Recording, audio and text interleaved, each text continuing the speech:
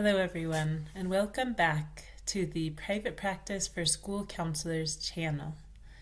My hope in offering these videos is to support those who are working as school counselors in transitioning to working as therapists in private practice. One of the struggles I had when I tried to make this transition myself was figuring out how to go from the work we do as school counselors to doing a very different kind of work as a therapist, especially working with adults. I have noticed others that I've been working with lately going through similar struggles, and so I thought it could be helpful to talk about this in more detail in today's video. So, when we work in schools as counselors, a lot of times we are spending our time responding to emergent situations. These might include helping dysregulated people to get regulated, or finding some way to encourage a person to go someplace and do something that they're not wanting to go and do. The point is, a lot of our work as school counselors is more in the moment. Fast, surface-level interactions. They can last a short amount of time, and they're often meant to be brief interventions that serve to get students where they need to be and doing what they need to be doing. In contrast, working as a therapist with adults, we may find ourselves pretty quickly faced with a "now what" kind of situation. We have a client that is not dysregulated in the moment, and we don't have a clear goal, such as trying to get them back to class, like we do in schools. It can feel actually pretty daunting at first to find ourselves sort of lost in a wilderness of possibilities and thinking, I'm supposed to be a guide and know where we're going and what we're doing here, and I don't. So I found it to be pretty common for school counselors in this kind of first time trying out being a therapist situation to feel a bit panicked when they don't really have a clear agenda for what they're going to say or do next with a client. There are different ways to potentially address this, but I'm going to share what I have found helpful and effective. So the first step that I would recommend is to slow down. Just let yourself stop and breathe. That's something that we're not really used to doing working in schools. And it can be so needed and supportive of your clients. It's also beneficial for you.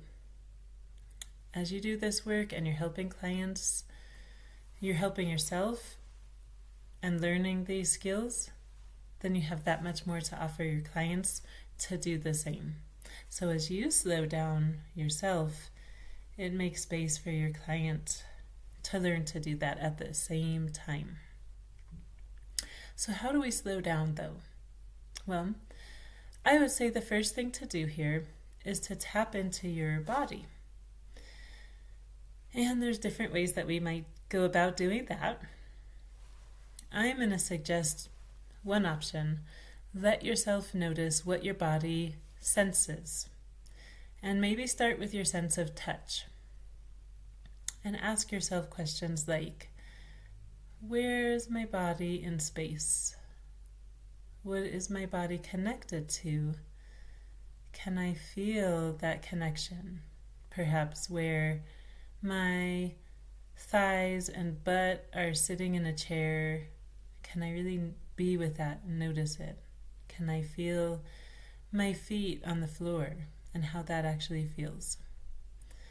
And see if you can feel what your skin might be sensing. Is it picking up sensations from the air, temperature, movement? Can you feel your clothing on top of your skin? And you can do this with any of your senses. Many of us have heard of the grounding technique 5 things. So this is similar to that, but It's taking it a step further. We're getting really detailed and trying to tap into that space of observing and being, as opposed to being in the realm of thinking and doing. So see if you can start to feel the difference between these two qualities. One very useful way to do therapy is to use your own body as a tool in the room. So by noticing how you feel in your body and physically, you can get some ideas about what's actually going on for your client. It helps you gather information and present hypotheses to your clients. I'm feeling stuck right now. I wonder if that's how my client might be feeling. And then present it. I wonder, does it feel stuck for you right now? Is that the right word? And if it is, and your client says, yeah, I totally feel stuck, great. Now you have made a connection. And if it's not the right word, that's still great, because it opens a door for your client to look inside and find what's there. You don't have to get it right or know the answers. So this brings me to step number 2, let go. I have found in doing therapy, there's some kind of sacred alchemy that happens when you and this other person are doing this process together. You're walking a path together, but that walk is one that you have to feel your way through. It's not a highway. It's a winding backcountry trail. So I would suggest to have some humility and grace for this whole experience and recognize you're not even really supposed to be in charge. You will want to feel the ground beneath your feet. You want to be steady, even as you are exploring and discovering in the moment where you are headed. But therapy needs to allow for a good measure of flexibility and intuition. And these are things, again, that working in schools, especially in a lot of the conditions of a lot of the schools right now, we're in crisis mode. And there isn't a lot of time for creativity or listening, unfortunately. And I think those things are very much needed, but it's not the mode that we are used to being in when we're working in schools. So it is what we want to really steer towards in doing therapy. So I've heard this idea that our nervous systems talk to each other in a wordless kind of way. And that it's been described as like if you take 2 harps and you put them in a room together and then just play the strings of one harp without touching the other one at all, that second one is still going to play the same notes just by picking up the vibrations in the air. And I think that that's some kind of way to describe how it is for us when we're in the room with other people. There's some kind of way that we're picking up on vibrations, sensing each other and responding without words. On the other hand, so that's one way to kind of look at the work that we're doing. Get into the body, listen and observe, be with your client, and let go. And then at the same time, we as school counselors can do well by finding some good trainings out there for us to do to learn more about the therapy side of things.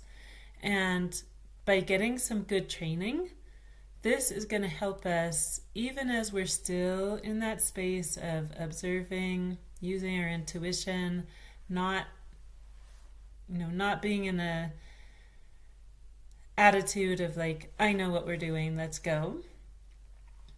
But those trainings can help us to have a more general sense of like, what direction are we pointed towards?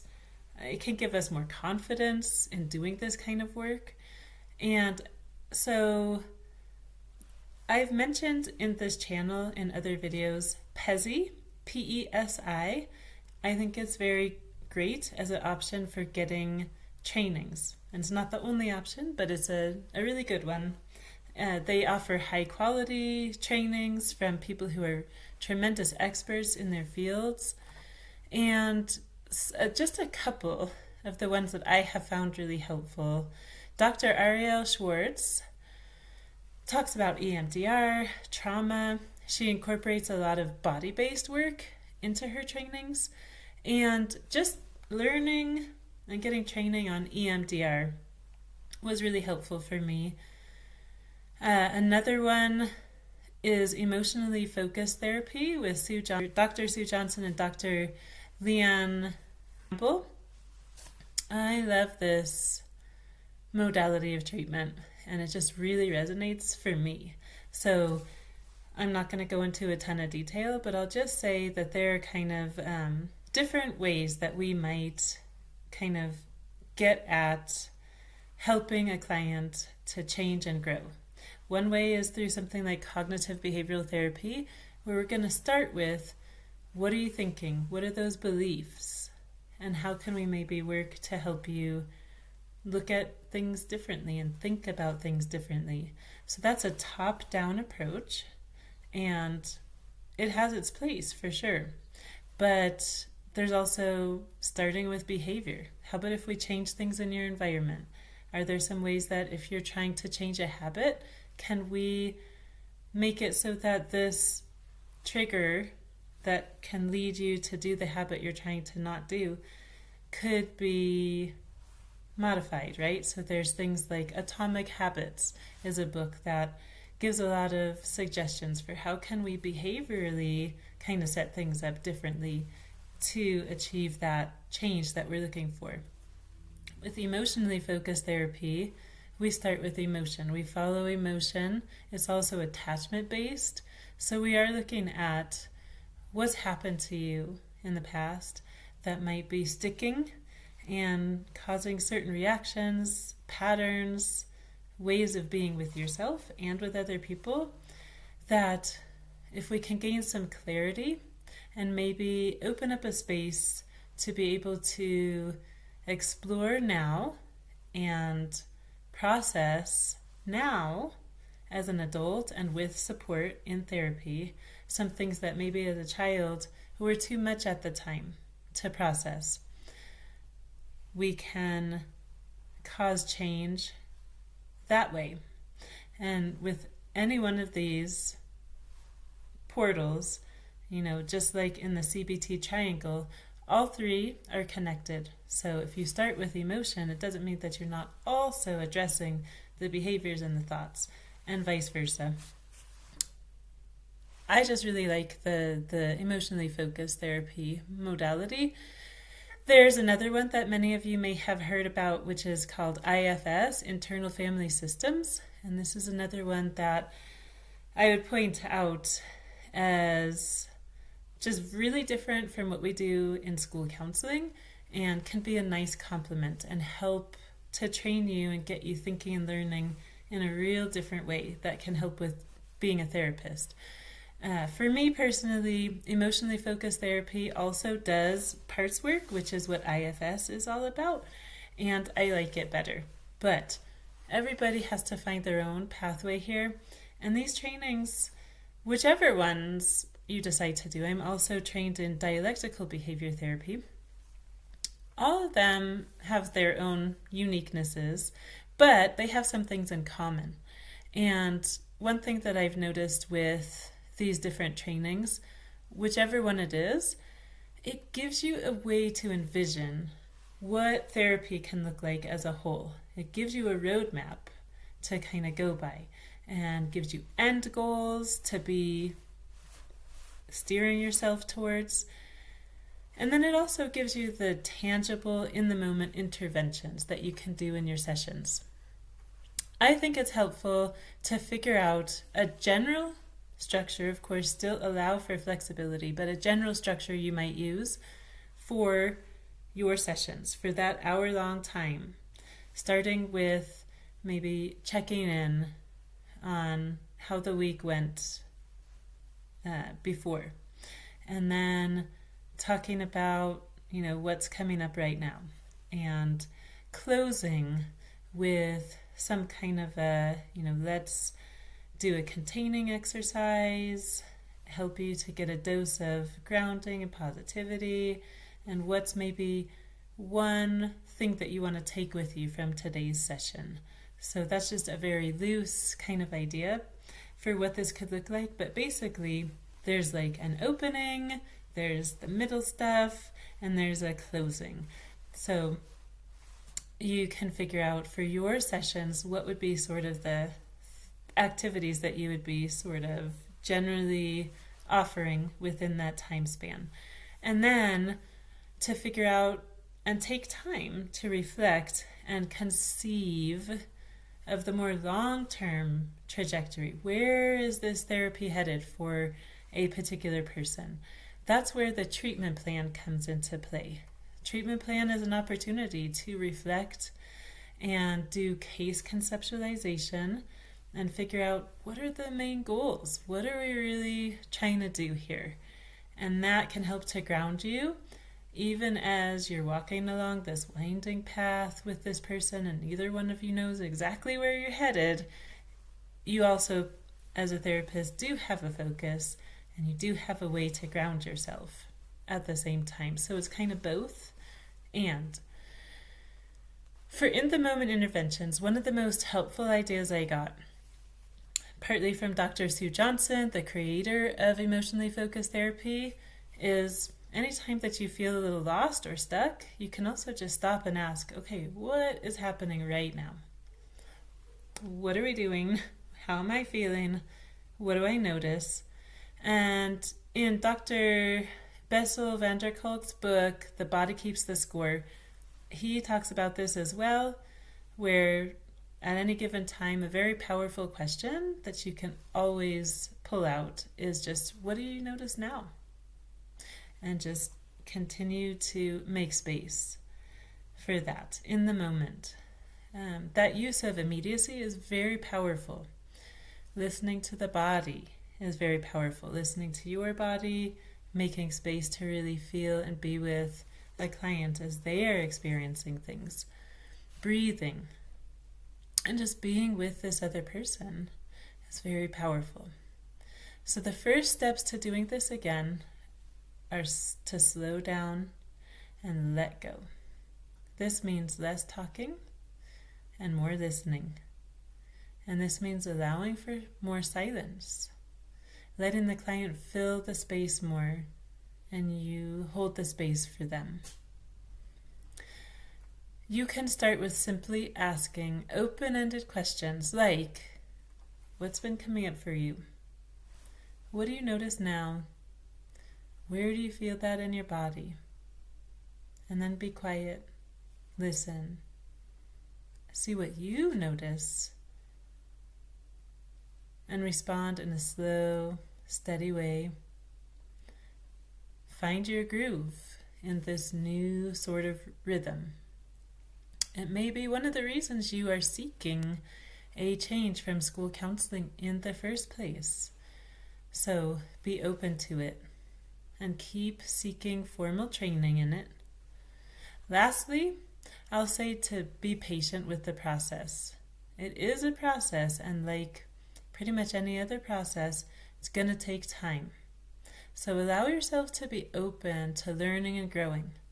Know that each time you're willing to notice something that you want to do differently, you're also giving yourself that opportunity to make a change. Like a fire, you need to have enough space between the logs so it can breathe and it can keep going. So give yourself room to grow. Give yourself enough space to mess up and have cringy moments, and then find your strength to see those places, see those areas for growth, and allow yourself to learn from them, allow yourself to be changed by them, rather than beat yourself down or let those mistakes beat you down. It's all part of the process. So I wish you well on this journey. I think that it's an amazing opportunity.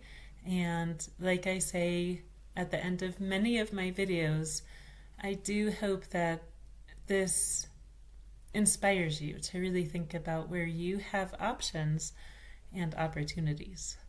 I'll see you next time.